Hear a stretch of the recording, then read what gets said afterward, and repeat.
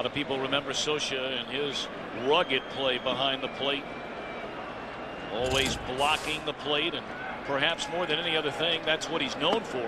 Although I think it's kind of shortchanging his career because he had a real good career. He was a real good catcher behind the plate, and nobody blocked the plate better than he did, and that's why that part of it continually gets reminded to him, and I think he gets a headache every time it happens because he got brutalized back there.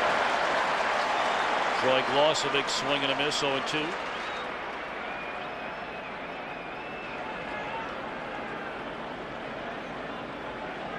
Lost a tough start to this series here last night. 0 for 4, struck out twice, including the final pitch of the game. A pitch he thought was ball 4.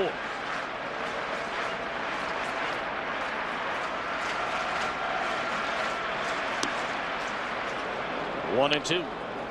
Talked to him today, and he said he admitted that that pitch was a strike after he saw it again. He said he saw that it was a slider. He thought it was going to break down out of the strike zone, and then it just flattened out a little bit, stayed there, and was a nasty pitch. Shot into right field. A base hit by Gloss to begin the Anaheim second inning.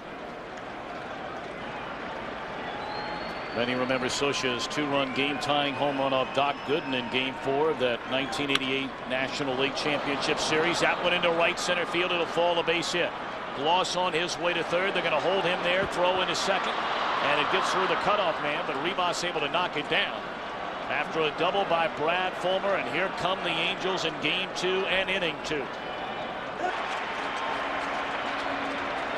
Scott Spiezio with runners at second and third and nobody out. The Angels during the regular season as a team hit .290 with runners in scoring position. And Spiezio right at the top of the list on this club. He hit .336 in those situations.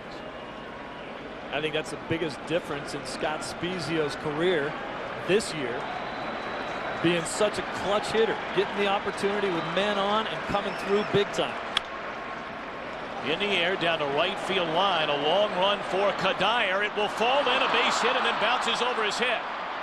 Gloss scores. They're going to hold Fulmer at third on a blue double down the right field line by Spiezio. It's 2-0 Anaheim. A leadoff single by Gloss. He scored on a double by Spiezio. They're at second and third. Still nobody out. 2-0 Angels. And Benji Molina pops it up again in the short right. This could be trouble. Kadire coming in to get it and staying put at third is Brad Fulmer. Anaheim already with as many hits through the first inning and a third tonight as they had over 9 innings last night. Ball 1 away to Adam Kennedy. Kennedy, a solid season. Led the Angels in batting average at .312, 7 homers, 52 runs batted in, and has had an outstanding postseason. 5 hits and 11 at bats.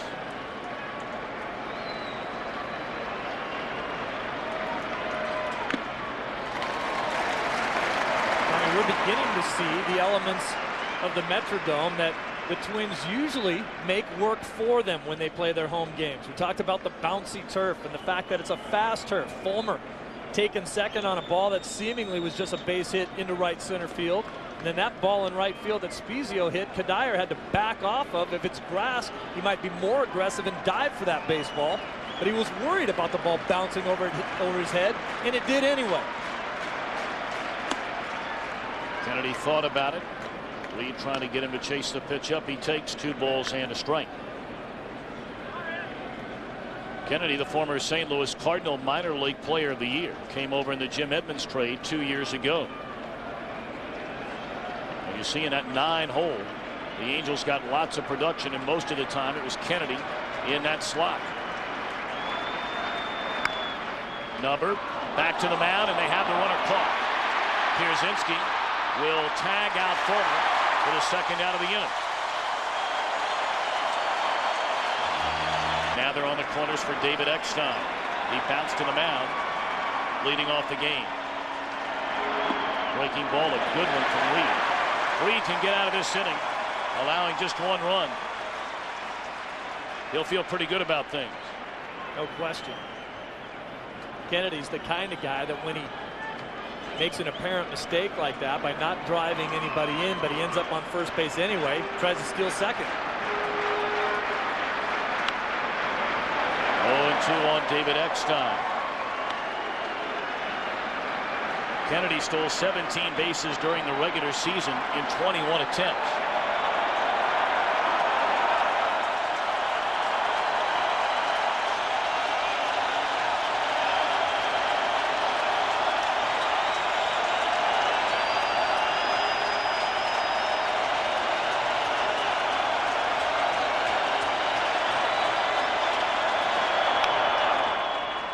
Still 0-2. And Eckstein can do this to you all day and all night. Talk about classic leadoff hitters. Maybe Eckstein doesn't possess the great speed that a lot of guys do. He stole 21 bases this season. Was thrown out 13 times. A lot of those on the back end of a double steal or a hit and run. But he will pester you to death. And if you're a leadoff hitter and people are calling you a pest, that's a compliment. Chopped down to third baseline this time. Everybody likes to think of Eckstein as this overachiever, and he's done this and he's done that, and all of those things are true. But when you start digging inside the numbers of the kind of year this guy had, to think there was only one other American League leadoff hitter with more RBIs than David Eckstein. He drove in 63 runs. On-base percentage of over 360, and a lot of those RBIs had a lot to do with Adam Kennedy. And now they have Kennedy caught. Mankiewicz will now come to the plate. The throw there, and the runner is safe as the ball gets away. And on to third goes Kennedy. It looked like Mankiewicz, the Gold Glove winning first baseman, waited too long to come to the plate. And it's 3-0 Anaheim. I think Mankiewicz had a little bit of trouble setting his feet. He sees what's happening. Now he wants to make sure he just makes a good throw. It gets there in time, but Spezio's back leg is what knocks the ball out of Przinski's glove. He had him picked off on the great third to first move that never works. Watch the back leg of Spezio. That's the one that knocks the ball out of Przinski's glove. He's got it blocked off. Spezio decides not to slide. Wow.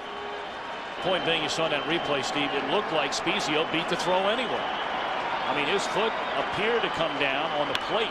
And there's a little bleeder in the right field that'll bring in another run. So Eckstein fought off 4 pitches after falling behind 0-2 and dumps one in for a run-scoring single. 4-0 Angels. Yeah, Mankiewicz ran him too far towards second base before he collected himself and came home with it.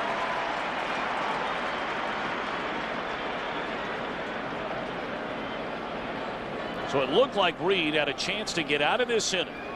After 3 straight hits, a run was already home. Runners at second and third, got a couple of outs.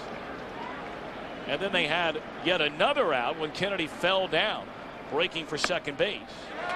And since then, 2 runs scored.